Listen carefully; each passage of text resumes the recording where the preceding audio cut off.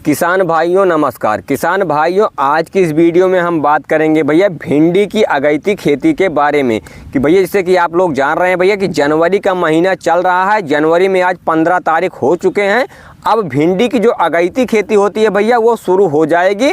जो हमारे किसान भाई है वो भिंडियों की लगातार अब बुआई करते स्टार्ट हो जाएंगे कि अब जनवरी के बाद से आप देखेंगे 15 जनवरी के बाद भिंडी की बुआई शुरू हो जाएगी और इसकी बुआई भैया लगभग मार्च अप्रैल मई जून तक इसकी बुआई चलती रहती है। तो आपको जो अगैती में रेट लेना है भैया 50 से 60 रुपए किलो का, वो आपको जनवरी महीने में इसकी बुआई करनी पड़ेगी। तो आपको अगर बुआई करनी है तो कौन सी वैरायटी का चयन करें जो कि हम अगर ठंडियों में इसकी बुआई करते हैं तो जिसका जमाव हमें 100% मिल पाए और अगैती में भैया सबसे ज़्यादा हमारी भिंडी निकल पाए, ताकि जब हमारा उत्पादन ज़्यादा होगा तभी भैया जो हमारी भिंडी की उत्पादन ज़्यादा रहेगी तभी हमको अच्छा पैसा कमाने के लिए मिलेगा। तो भैया अगर हम बुआई करने चल रहे हैं तो कैसे इसको बोना है, बोने के समय भैया हमको जब इसकी बुआई कर रहे हैं तो खेत को कैसे तैयार करना है वो सब हम स्टेप बाय स्टेप बतलाने चल रहे हैं। तो वीडियो को भैया आप बिना स्किप किए अगर लास्ट तक देखेंगे तभी आपको भैया भिंडी की अगैती खेती जो होती है इसकी आपको संपूर्ण जानकारी मिल पाएगी। तो आपको इस वीडियो पे लगातार बने रहना है। तो भैया अगर हम कोई भी सब्जी लगाते हैं तो अगर हमारा खेत सही ढंग से तैयार रहता है तभी उसका जो उत्पादन होता है भैया वो सबसे ज़्यादा निकल पाता है।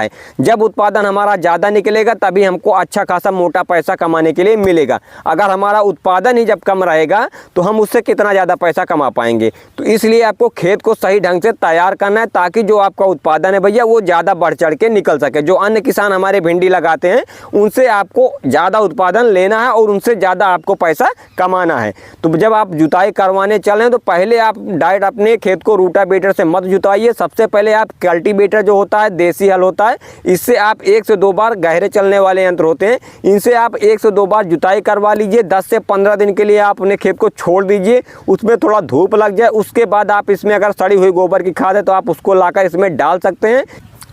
अगर आपके पास नहीं है सड़ी हुई गोबर की खाद भैया तो तब भी आपको इसमें दिक्कत कोई नहीं है। आपको रासायनिक खाद जो होती है उसको आपको इसमें लाकर डालना होगा, जैसे कि डाई अमोनियम फास्फेट DAP खाद हो गया। इसको आपको अगर 1 एकड़ में आप बुआई करने चल रहे हैं तो आपको इसको 50 से 60 किलोग्राम लेना है। इसी के साथ आपको SSP सिंगल सुपर फास्फेट जो होता है इसको आपको लेना है 45 से 50 किलोग्राम। इसी के साथ आपको मैरोटा पोटाश जो होता है MOP खाद, इसको आपको लेना है 35 किलोग्राम।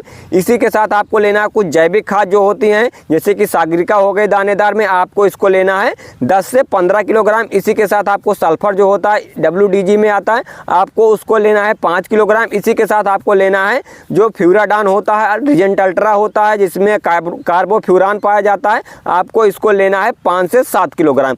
इन सभी को आप अच्छी तरीके से मिलाकर पूरे खेत में छिड़काव कर उसके बाद आपको अंतिम जुताई रूटावेटर से करवाकर मिट्टी को पूरा भुरभुरा बनवा लेना है। जब मिट्टी आपका भुरभुरा बन जाए तब आप पूरे खेत को समतल करवा लीजिए। देख लीजिए कि आपका खेत तैयार हो चुका है भैया भिंडी की अगैती खेती करने के लिए। अब बात कर लेते हैं दोस्तों कि हम इसकी बुआई कैसे करें।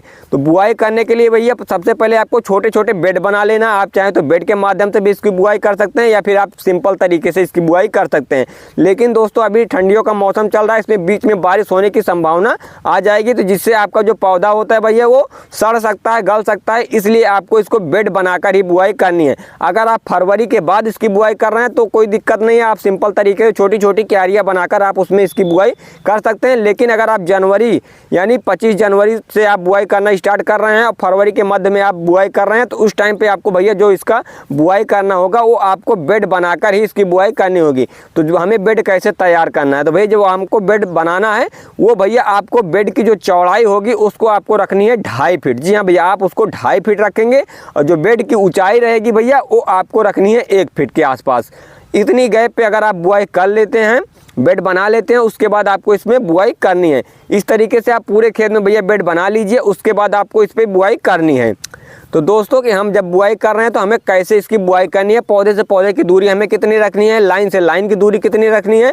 तो इसके लिए आपको भैया जो पौधे से पौधे की दूरी रखनी है उसको आपको 1 फीट रखनी है। जो लाइन से लाइन की दूरी आपको रखनी है वो आपको 1.5 से 2 फीट रखनी है। इतने गैप पे अगर आप बुआई करते हैं भैया तो आपका जो पौधा है भैया वो पूरी तरीके से ग्रोथ करेगा, अच्छा उसमें कल्ला फुटा हुआ आएगा, ज़्यादा संख्याएं उसमें आएंगी कल्लों की, जिससे जो आपका उत्पादन होता है वो काफ़ी ज़्यादा बढ़ जाएगा, अन्य किसानों से ज़्यादा आपका बढ़ जाएगा उत्पादन। तो आपको इतने गैप पे बुआई कर लेनी है। अब बात आती है दोस्तों कि हम कौन से बीज का सिलेक्शन करें, जो कि भैया 15 जनवरी के बाद अगर हम इसकी बुआई कर रहे हैं तो हमको अच्छा जमाव इसका मिल सके, जर्मिनेशन अच्छा हो सके और इसका जो ग्रोथ है वो रुके ना, लगातार अच्छी तरीके से इसका ग्रोथ चलता रहे। तो इसके लिए जैसे कि आप जैसे एडवांटा कंपनी की राधिका आती है, आप इसको ले सकते हैं। एडवांटा की ही नाव्या आती है, आप उसको भी बुआई कर सकते हैं। या फिर बीएनआर की DB11 आती है, आप उसको ले सकते हैं। एडवांटा कंपनी की 216 नंबर आती है, आप उसकी बुआई कर सकते हैं। या फिर सिजेंटा कंपनी की जो 597 नंबर आती है, आप इसकी बुआई कर सकते हैं।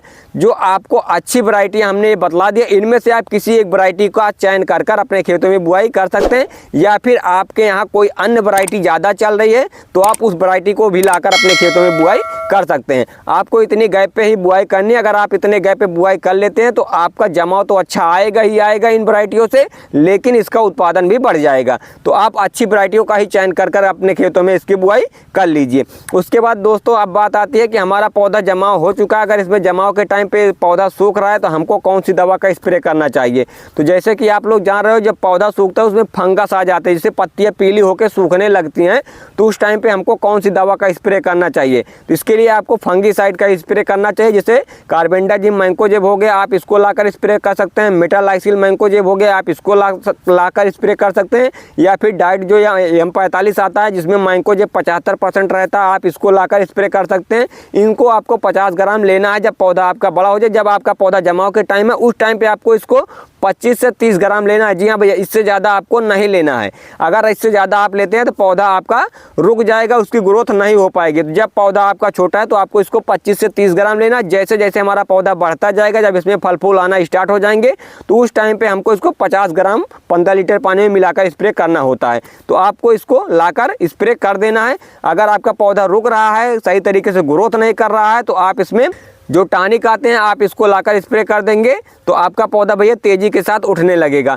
जैसे कि ग्रेस ग्रो हो गया, साई पावर प्लस हो गया, या फिर अन्य जो टॉनिक आ रहे हैं आप उसको लाकर स्प्रे कर सकते हैं। जैसे कि पोषक सुपर हो गया, अन्य जो टॉनिक आ रहे हैं आप अच्छी टॉनिक का ही स्प्रे करिए, जिसमें भैया आपके पौधे में कोई दिक्कत ना आए, आपका पौधा तेज़ी के साथ ग्रोथ करता चले। या फिर अगर आप सोच रहे हैं कि हम केमिकल वाली दवा नहीं डालेंगे, हमको वैसे ही डालना है जो अन्य चीज़ होते हैं, तो जैसे कि आप NPK डाल सकते हैं। जैसे कि 19-19 हो गया, आप इसको लाकर 35 से 40 ग्राम शुरुआती टाइम पे जब आपके पौधे में भैया 1 से 2 पत्तियां हैं तो आप इसको इतना डाल सकते हो। उसके बाद आपको इसको 50 से 60 ग्राम, जैसे जैसे आपका पौधा बढ़ता जाएगा उस टाइम पर जब आपके पौधे में फल फूल आने वाले हो जाए उस टाइम तक आप अगर स्प्रे कर रहे हैं तो आपको 80 से 100 ग्राम के आसपास इसको स्प्रे करना होता है। या फिर आप जो 20-20 होता है आप इसको ले सकते हैं। इसी के साथ आपको जो माइक्रो न्यूट्रिएंट खाद होती हैं, जैसे कि कम्बिकाल होता है, आप इसको ले सकते हैं। मोमिन होता है, इन सभी को आप मिलाकर स्प्रे करेंगे तो आपका पौधा भैया बहुत ही तेज़ी के साथ ग्रोथ करेगा और आपके पौधे में ज़्यादा से ज़्यादा कल्ला फुटाव होने का चांस बढ़ जाएगा। आप चाहें तो केमिकल वाली दवा स्प्रे कर सकते हैं, या फिर हमने जो आपको ये NPK घुलनशील खाद बताया आप इसको लाकर स्प्रे कर सकते हैं। आपकी जो इच्छा हो आप उसको लाकर स्प्रे कर सकते हैं। अब बात कर लेते हैं दोस्तों कीट प्रबंधन के बारे में, कि जब हमारे पौधे में ज़्यादा कीट लगने लगते हैं उस टाइम पे हमें कौन सी दवा का स्प्रे करना होता है। तो उसके लिए भाई जैसे कि अगर आपकी भिंडी टेढ़ी मेढ़ी हो रही है, उसमें कोई दिक्कत आ रही है या फिर उसमें कालेपन की समस्या आ रही है, तो उस टाइम पे आप देख लीजिए आपके पौधे में अगर ये समस्या आ रही है तो आपको जो कीटनाशक दवाइयाँ होती हैं उनका स्प्रे करना होता है। जैसे कि इमाबेक्टिन बेंजोइट जो होता है 5%, आप इसको लाकर स्प्रे कर सकते हैं 10 ग्राम 15 लीटर पानी में। या फिर जो काइट आता है आप इसको लाकर स्प्रे कर सकते हैं 25 लीटर 15 लीटर पानी में, आप इसको मिलाकर स्प्रे करेंगे।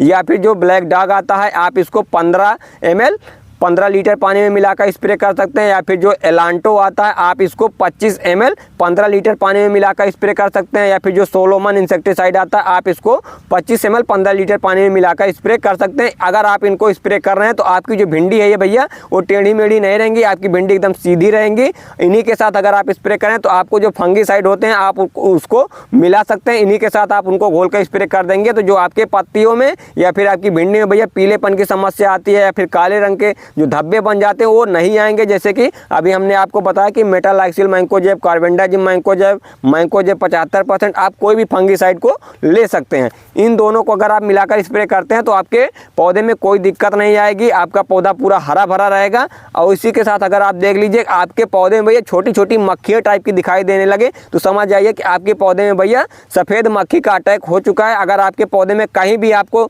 1 से 2 या 4 10 मक्खियाँ दिखाई दे तो उस टाइम पे आपको एसिटा माइपेट जो 20% होता है, आपको इसको लाकर 25 ग्राम 15 लीटर पानी में मिलाकर स्प्रे कर देना है, जिससे आपकी जो वाइट फ्लाई की समस्या है, सफ़ेद मक्खी की, वो भैया दूर हो जाए। आपके पौधे में जो पत्तियां झड़ने वाला दिक्कत आ जाता है, वो पत्तियां झड़े ना, पत्तियां ज़्यादा पीली ना हो। अगर आपके पौधे में भैया माइट की समस्या है तो आप ओमाइट जो होता है, जैसे कि लाल मकड़ी लग जाते हैं, तो उसके लिए आपको ओमाइट जो होता है उसको आप स्प्रे कर सकते हैं 25 से 30 ml 15 लीटर पानी में।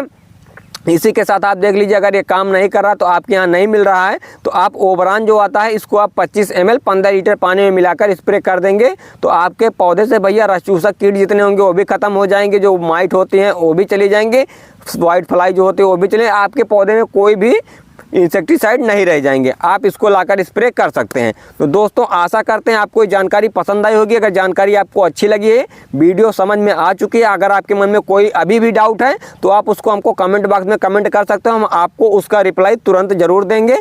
अगर आपको वीडियो पसंद आई है तो वीडियो को लाइक कर दीजिए, चैनल पर नए हो चैनल को फटाफट सब्सक्राइब कर बेल आइकन पर क्लिक कर लीजिए, ताकि आपको खेती बाड़ी संबंधित सभी जानकारियाँ इसी प्रकार समय समय पर मिलती रहे। और इस वीडियो को ज़्यादा से ज़्यादा किसान भाइयों के पास शेयर करिए, ताकि वो भी अगर अगैती में भिंडी की खेती करने चल रहे हैं तो उनकी भिंडी भी एक नंबर का जमा हो सके, उनका अच्छा खासा उत्पादन भी निकल सके। क्योंकि भैया जो अगैती में उत्पादन निकलता है इसका जो मंडी भाव रहता है भैया आपको 60 रुपये 70 रुपये के आसपास थोक भाव में देखने के लिए शुरुआत में मिल जाता है। तो आप इस वीडियो को ज़्यादा से ज़्यादा किसान भाइयों के पास जरूर शेयर करिए। आपके मन में कोई भी डाउट है या फिर आपको कुछ सामान नहीं मिल रहा है तो आप उसको हमको कमेंट बॉक्स में कमेंट कर दीजिए, उसका लिंक हम आपको दे देंगे, आप वहाँ से इसको ऑर्डर कर सकते हैं।